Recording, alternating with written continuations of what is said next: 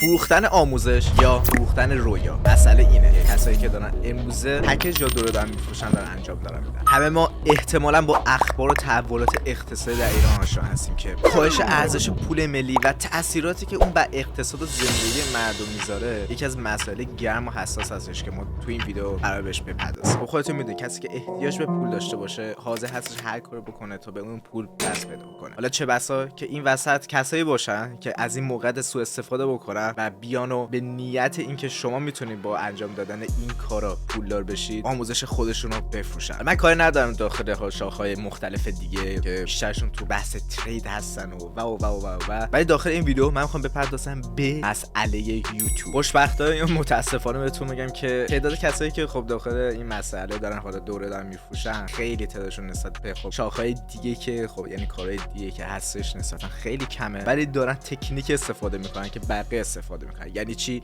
یعنی به دروغ میان از لاکچری بودن لایف استایلشون به دمایش در میارن و میگن که آره من این همه پول دارم و به این موفقیت رسیدم، شما اگه میخواید به این پول و این چیزا برسید بعد این دوره منو بخرید. اکثر افرادی که خب این ویدیو دارن میبینن یا این چنل دارن دنبال میکنن به این نیت دارن میبینن که میخوان یوتیوبر بشن. درسته؟ اول از خودتون باید بپرسید که آقا من اگه میخوام یوتیوبر بشم آیا احتیاج به همچین دوره به همچین آموزشایی دارم یا نه؟ من اگه به شخص خب جای شما باشم که دارین وارد سال 2024 میشین آیا میتونم خودم شروع بکنم یا حتما باید کسی که خود تجربه داشته باشه از اون کمک بگیرم؟ من خودم وقتی که خب 3 سال پیش یوتیوب شروع کردم کسی نبودش که مثلا بیاد آموزش یوتیوب بده بیرون. میگین چی میگم؟ البته همین خودم آروم آروم با اشتباهاتی که کردم با درسایی که یاد گرفتم تو این خب مدت بعد یه سال تونستم خب به ویدیو خیلی خوبی دست پیدا بکنم. هم اوایلش البته تونستم ولی بعد یه سال تونستم اونو خب پایدار کنم و بتونم واسه سیستم و چیزا بگیرم. بعد از هنوز که 3 سال داره میگذره هنوز دارم یه سری اشتباهاتی دارم میکنم، ولی خب این تعداد این اشتباهات نسبت به 3 سال پیش خیلی کمتر شد. حالا اگه شما میخواین الان تو سال 2024 شروع بکنید آیا احتیاج دارید؟ ببینید بستگی به خودتون داره. اگه اینجوری هستید که اوکی من میخوام سریع مثلا علم و دانش یوتیوب کسب بکنم و ببینم که یوتیوب چی کار میکنه، آره میخوام که آموزش یک کسی رو بخرم یا آموزش یک کسی رو ببینم به صورت رایگانی که داخل یوتیوب هستش، یا اینکه شما میگه نه من حالا خیلی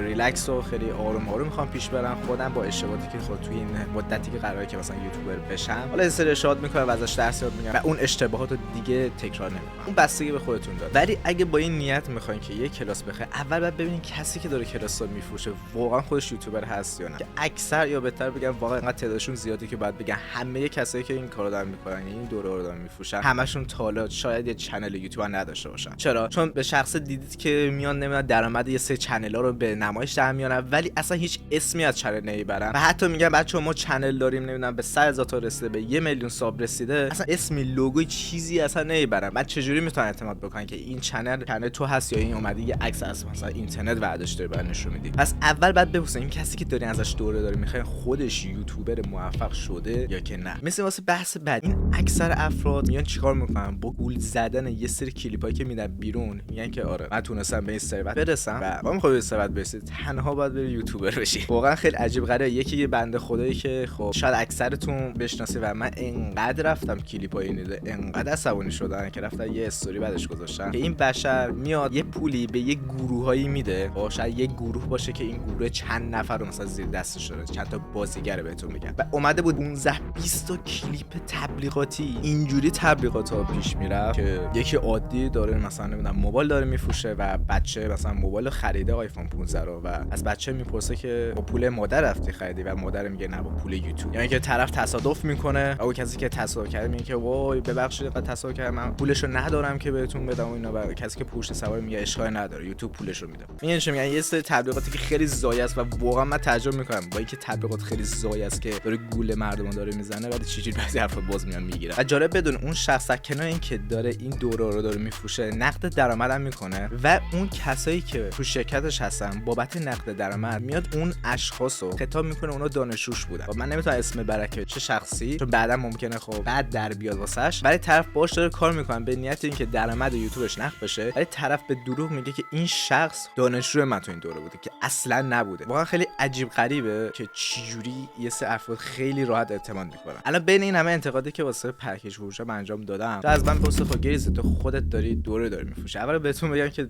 اسمش رو دوستان بزنم بیشتر کلاس و دوره شده انقدر اسمش بد در رفته. بعد دوما بعد ببینید من که این کارو دارم میکنم میخوام که شما سرتون گول بزن یا سرتون کلا بذارم. خودتون میدونید داخل ویدیوها من گفتم، داخل خود سایت چند بار گفتم، بعد داخل حتی کامیونیتی پست گفتم بچه کسی اگه میخواد این دوره رو بخره، این کلاس رو میخواد بخره، حتما از اول از خودش بپرسه آیا من تو خودم یوتیوبری میبینم که بشم یا نه. میدونه چیز خیلی ضایع هست، هر کسی نمیتونه یوتیوبر بشه. خیلی به ندرت پیش میاد یکی یوتیوبری بشه که به 100 200 300 هزار تا ساب دست پیدا بکنه، چون همه چی آقا دانش شما یاد بگیری، نمیدونن الگوریتم شما یاد بگیری، بازم خیلی سخت کار کنین، پشت کار داشته باشی. نکته سومی که خیلی مهمه واسه یوتیوب شخصیت شما هست. چرا مثلا تو شما آریا رو خیلی دوست داری یا پرشا سانت یه سری دوست داری یا پوتک رو خیلی دوست داری، خاطر کاراکتر بودنشونه. اگه شما اون کاراکتر اون شخصیت هم تو خودتون می‌بینید شاید بتونید یه یوتیوبر موفق بشید. بعد بجز اینکه من کلی اخطار بهتون دادم که خب بچه‌ها نرید سراغش و نخرید، شما که پولتون به فنا بره. گفتم اوکی یه سری شاید برن بگیرن بابت اینکه پولشون به فنا نره چیکار بکنن، گفتن قیمتشو خیلی کم بذارن. البته می‌بینید قیمتش خیلی کمه، 390,000 تومان در حال حاضر، که عملا این قیمتی که من قیمتو گذاشتن روی متریالایی که خب رایگان به سطح یا کلا پابلیک داخل یوتیوب نیست. حالا این مقدار پولو من بر اساس این گرفتم که یه سری متریال، یه سری خب حرفا هستش، چیز آموزش هستش که داخل یوتیوب شما پیدا نمی‌کنه. خاطر من اونا رو اومدم واسش پول در نظر گرفتم که میتونن خیلی بیشتر در نظر بگیرن، خب واقعا خیلی بیشتر ارزش داره. ولی گفتم خب یه کاری بکنن که طرف اگه پول داده و موفق نشه بعد حالا 5 6 ماه یه سال که یوتیوبر رو امتحان کردش چیزی از دست داده باشه از نظر مالی، یعنی نیاد 2 3 تومن پول بده و به فنا بره. خب 390,000 تومان زیاد پولی در عملا داخل ایران نیست، خودتون در جریان هست. ولی همیشه من نیتم کمک کردن به شما بود که توی این مدت 3 سالی که شما خب بالاخره من خیلی کمکم کردی، گفتم که خب یه سری دوستان که یوتیوبر بشن چجوری میتونن بشن، گفتن این آموزش رو بدم بیرون که بابتشون قیمت گذاری کردم. بخاطر این بودش که خیلی مسخرهش بچه‌ها هزینه و انرژی و وقت گذاشتم، یعنی عملا 3-4 ماه بودش که سرش درگیر بودن یا حتی بیشتر سر سایت و سر خود گرفتن دورو که خیلی سعی کردن که به بهترین نحوه چک ارائه بدن و ادیتور و مسئله. از خواهشی که دارم حالا چه بحث یوتیوب باشه چه بحث